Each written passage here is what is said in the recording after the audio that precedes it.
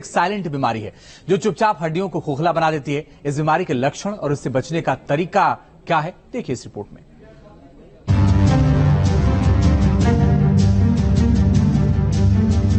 हड्डियों को मजबूत रखना बेहद जरूरी है। उम्र बढ़ने के साथ ही हड्डियां कमजोर होने लगती हैं, लिहाजा सावधानी जरूरी है। लेकिन उम्र बढ़ने और लाइफस्टाइल की वजह से ऑस्टियोपोरोसिस की बीमारी हो सकती है, जिसमें हड्डियां खोखली हो जाती हैं। ऑस्टियोपोरोसिस को साइलेंट किलर क्यों कहा जाता है, ये सवाल हमने पूछा मैक्स हॉस्पिटल वैशाली के रोमेटोलॉजी विभाग के senior director major general retired doctor DS फाकुनी से। ऑस्टियोपोरोसिस को साइलेंट किलर इसलिए कहा जाता है कि ये बीमारी बगैर किसी नोटिस के, बगैर किसी लक्षण के, जो महिलाएं हैं 55 साल से ऊपर या पुरुष हैं 60 साल से ऊपर, वो आ जाती है। इसमें होता क्या है कि साधारण से चोट से भी फ्रैक्चर होने की संभावना बढ़ जाती है। स्पेशली यदि बाथरूम में कोई स्लिप हो जाए तो उसको फ्रैक्चर नेक फीमर या कूल्हे की हड्डी का फ्रैक्चर होता है। अगर इस तरह का फ्रैक्चर हुआ तो ये देखा गया है कि 100 में से 33% लोगों की डेथ पहले साल में ही हो जाती है। अगर हम 5 साल का लंबा समय लें तो कम से कम 50 से 80% लोगों की मृत्यु इसी फ्रैक्चर के कारण हो जाती है। ऑस्टियोपोरोसिस में स्पाइन का भी फ्रैक्चर होता है, यानी कि रीढ़ की हड्डी का, जिसके कारण असहनीय दर्द होता है और वहां पर कुब्बड़ निकल आता है। इसको अंग्रेजी में काइफोसिस कहते हैं।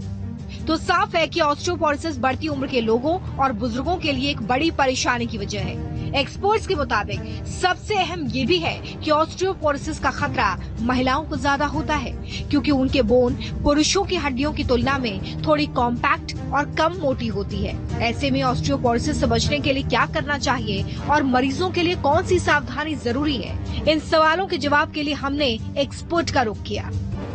आप वॉक पे जाइए, हफ्ते में 5 दिन जाइए, 20 या 25 मिनट के लिए वॉक करिए, उतना ही काफी होता है। एक तो गर्दन आगे नहीं झुकानी और एक कमर आगे नहीं झुकानी। इससे आपके गर्दन की भी सेफ्टी रहेगी और कमर के फ्रैक्चर होने के, इवन अगर पेशेंट के पास ऑस्टियोपोरोसिस, उसका ऑस्टियोपोरोसिस मरीज है तो उसको फ्रैक्चर होने की संभावना कम हो जाती है।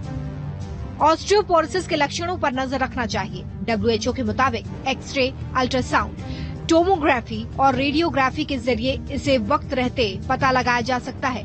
लाइफस्टाइल में बदलाव, रेगुलर कसरत, खान पान को लेकर अलर्ट रहना भी इस साइलेंट बीमारी से दो हाथ करने में मददगार साबित होता है।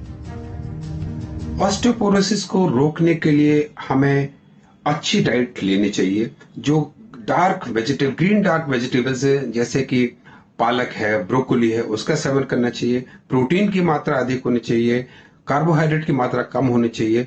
फोर्टिफाइड फूड या जूसेस जिसमें विटामिन D या कैल्शियम मिला होता है वो लेना चाहिए। डेयरी प्रोडक्ट्स जैसे दूध, दही, पनीर। मैं आपको ये बताना चाहूंगा, यहाँ पर कैल्शियम का जो रिचेस्ट सोर्स होता है वो दही होता है। इसमें दूध से 1.5 गुना ज्यादा कैल्शियम होता है। एक्सपर्ट्स के मुताबिक खाने में नमक का कम इस्तेमाल ऑस्टियोपोरोसिस के खतरे को कम करता है। इसके साथ ही हड्डियां मजबूत रखनी है तो शुगर, अल्कोहल, सोडा और कोल्ड ड्रिंक से परहेज करना अच्छा साबित हो सकता है। Team news nation. एक छोटा सा ब्रेक, थोड़े से इंतजार के बाद फौरन लौट रहे हैं।